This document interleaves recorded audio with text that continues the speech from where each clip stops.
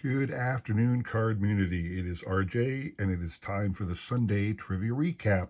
Hooray! Loud cheers, applause, mass hysteria, people running crazy in the streets, dogs and cats living together, utter chaos. And yet we still have time for some great trivia and wonderful prizes. So let's get to that, shall we? All right. Monday. On Monday's question, I had just seen a film. It was called Home Run Showdown, and it was a newer film. I had one of the newer ones I had picked up for my baseball collection, and I said a couple Major League Baseball players have cameo appearances in the film. One of them, Dimitri Young, actually had some speaking roles. Two others just were there as baseball players participating in the home run derby that was part of this world's, the part of this baseball world. And I said, name for me, well, one of them was Darren Daulton, former Phillies catcher. I said, who was the other one who was also a member of the 500 Home Run Club? Well, I got the trailer for the movie here, and it talks about who's starring and who's making some cameos. So let's listen. Starring Matthew Lillard, Dean Cain, Annabeth Gish, Barry Bostwick, and featuring Gary Sheffield. Gary Sheffield. Dimitri Young and Darren Daulton. So Gary Sheffield was the answer to that question. And, Sheff and Daulton didn't have any speaking roles at all. They were just kind of pictured smiling and hitting home runs. So, but Dimitri Young actually did have some speaking roles. So that was the answer to your question. The individuals up here on the screen were kind enough to throw out a guess. I do want to call out a couple people who answered my questions last week, but still I don't have a name for their channels if they have a channel. So Dana Surdick, I don't know if she is or he. I guess Dana could be a he. I don't know if they have a channel. If anybody knows, please let me know. Dana, if you're listening, please send me your channel name so I can put up the channel name. And Hunter Boucher, I guess it's Busher. If you've got a YouTube channel you want me to promote, please tell me that name as well. But thanks for throwing out a question. The other individuals up there are regular participants in my contest. So here we go. We will shuffle once and spin. You must hit 3 times on my channel to win. Good luck to everybody. Here we go. Today is Sunday. On Friday night, I went to the local minor league team in my area. I live near Allentown, Pennsylvania, and Allentown, Pennsylvania has a AAA affiliate of the Philadelphia Phillies, team called the Lehigh Valley Iron Pigs. And Iron Pigs, Lehigh, Allentown area, the Lehigh Valley is what it's known as because the Lehigh River flows through the area, and it's Allentown, Bethlehem was the steel capital for a long time. If you recall, there was Bethlehem Steel, U.S. Steel for a long time. So iron from the steel, pig from pig iron, if you know your slang terms. So that's how the team got its name, and it was fireworks night, which is always great. It's something they do most Friday nights in the summer. They don't just do it like once close to the 4th of July. They'll do it multiple times.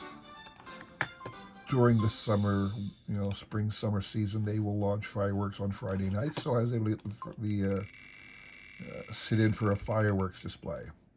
Also was great because the tickets were free. Somebody had a group going, and there were extra tickets from the group.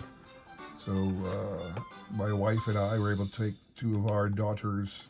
I say our daughters. One's our daughter. The other's her one of her good friends who's out the house not long enough to be considered a daughter. I'm sure a lot of you guys out there know what I'm talking about.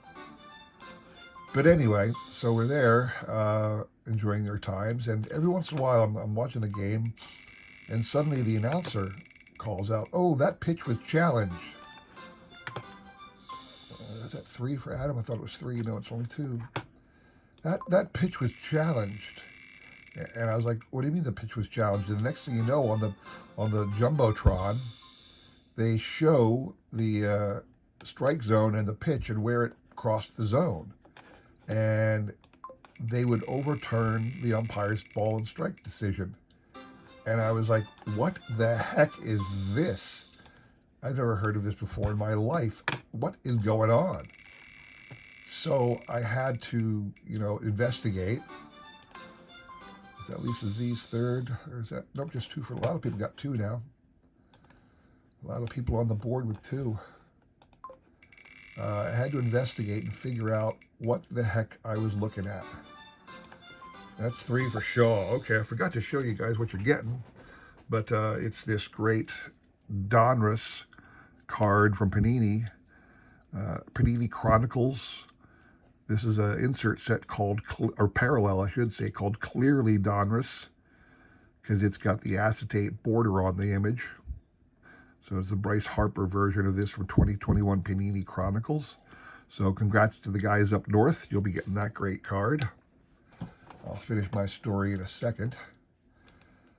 This is Wednesday's question. I had fewer people answer on Wednesday. I'm not sure if they had more important things to do, which I can understand. I just didn't want to figure out the answer to the question because it was a harder question, but all my questions are easy. All trivia these days is very easy to look up on Google. So the question I asked was, who is the first female person, who is the first female to primarily own and control a Major League Baseball team? Now, I think a lot of us veteran baseball people remember Marge Schott, owner of the Reds back in the 80s. But the actual answer was a woman named Helen Britton, who owned the St. Louis Cardinals in the early 19 teens, 11 and so forth. And here she is with a gathering of the magnates of baseball. It says this is the National League. I don't know if that's true because this right here looks like Ban Johnson, who was the president of the American League. So I'm not sure. Maybe it's not Ban Johnson. Maybe it's somebody else, But there's Helen Britton, who was the owner of the Cardinals.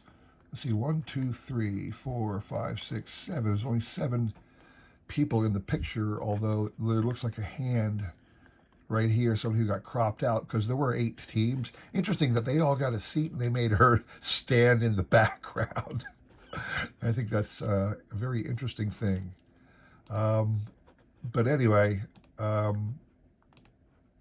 am I at? Here I'm at there. So these are the individuals who threw out a guess for that question. It's Helen Britton. The card you're playing for, another Donruss card. From Panini. Was this Panini Chronicles? Nope, this was just Panini Donruss. The Panini. This is insert set called The Hit List with the Trey Turner. So nice fireworks kind of shiny shine to it. That is your prize you're playing for. Mr. Shaw is out. You cannot win but once on my channel. We will shuffle once and spin. Good luck to everybody on this one. Yeah. And here we go. So I was saying that they were actually challenging balls and strikes, and I was this a one-time thing? Was it something special for this game? How did this come about? So apparently it's the second year that minors have been doing that, and I was like, how in the world do they do it? So it's every team gets 3 challenges per game, okay, and what happens is only the batter or the pitcher can call a challenge. They cannot defer to the dugout. Nobody else can ask for a challenge. And it has to be immediate. So like if the pitch is bad and the batter knows it was a ball, he has to immediately say, no, that was a ball. Or the pitcher can say, no, you called the ball. I know that was a strike. Check it out. And then they pop it up on the big screen. At least here they did. I don't know if they do that for every game, but they'll challenge it. And usually the challenge is upheld. Ooh, that was 3 for Bears baseball card. So Jesse over Bears baseball card is going to get this cool Trey Turner hit list card. So Friday's question, I actually accidentally showed the pictures as I was thumbing through my tabs up top. So we'll go through it quickly. I asked the question back in the 1970s when the A's won 4 in a row. So the late 60s, early 70s, Oakland Athletics had a owner named Charlie Finley, who was a very eccentric millionaire, and he did zany things. He was the individual who had them dress in those bright yellow and green uniforms they still have today, although the green was a lot brighter back in his day, and did a lot of other crazy things. He actually experimented with orange baseballs, thought that would be fun, and but he had a mascot, one of the earlier mascots. Now, people have had mascots in baseball for years. Um, they took different forms. Sometimes they were actually people, midgets or the like. People, the team would just use because they looked silly. Sometimes there were other like live animals, and the Oakland A's, Charlie Finley, used an actual animal, and I said, "What kind of animal did they use as mascot, and what was its name?" And it was a mule. He literally took a mule and kept him in the area, and he named it Charlie O. Charlie O. the Mule. That was their quote unquote mascot. Now, it's certainly not like what mascots are today, the way we think of mascots, the guys in the costumes, but who were out there entertaining the fans. Charlie O obviously wasn't walking the stadium entertaining fans, he was just there. So that was the answer. We are on to Friday. So, Shaw, you are out. And Jesse, I don't think Jesse put one out for Fridays. All right. So, again, we will shuffle once and spin. Good luck to everybody. What you are playing for, Upper Deck insert card called Face of the Game. This is Chipper Jones. I believe this is from the 1996 1996 Upper Deck release, an insert card called Game Face. It's a Chipper Jones one. All right, that's what you're playing for. Good luck. Shuffle one more time if we didn't do already, but good luck. Here we go. So yeah, they can challenge the pitch. Either the batter, if he thinks the strike was called, that was actually a ball, he will challenge. And the pitcher, if he throws a pitch that he knows was a strike, that was called a ball, will immediately challenge. It's interesting the way they did that because you only get 3 a game, and only the batter or pitcher can challenge. They were concerned when they thought about doing this. They were concerned that they would extend the length of the game, but it really doesn't. I mean, the batter or the pitcher, they say it instantly. No, strike. There's a ball. Check it. So they check it, and again, because the technology exists to know instantly, they pop it up on the screen, and you see it right away. So 3 for Wilbur Cookmeyer. Boom, boom, boom. No, but I had never seen that before. Congrats, Wilbur, you're getting this. I had never seen that before. I didn't know it was a thing. It's actually the second year they're trying it. One thing I will say, I'm going to expound a little on this.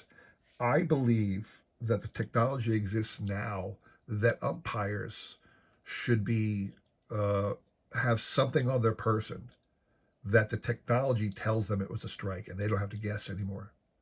So I was thinking, there's those crystal displays that can be portrayed up on glass, and maybe if they all wear like glasses that have that, like a camera, a micro camera that displays that, they'll know. Or just a little buzzer in their hip pocket or something like that, where there's somebody in the stands who sees the